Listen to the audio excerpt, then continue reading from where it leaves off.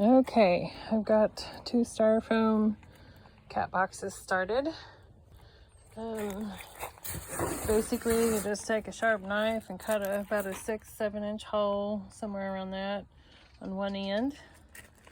And if you're going to connect it to another end, put it on the side.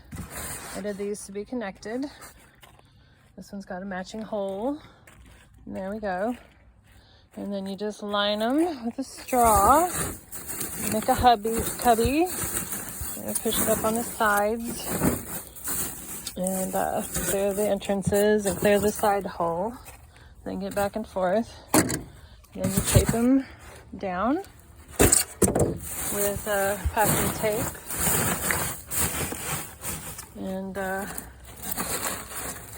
you can tape them together if you want them together, which I do. And you want to set them up on concrete blocks or a pallet, wood pallet, some sort of thing. You don't want the holes right on the ground. You want them up so the snow doesn't get in them.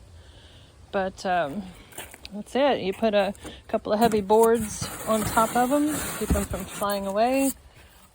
Those are connected. That way several cats can share it and then go back and forth between the two without coming out the front. That's how that works. So I'm going to connect probably 3 or 4.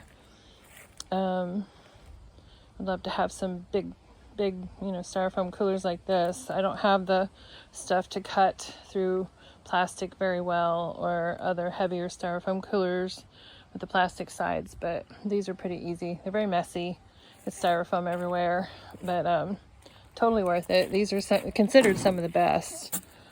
People like these styrofoam ones, but yeah, anyway, thank you for everybody that got this together, and hopefully we can get together as a group, those of us who are interested, and make some more.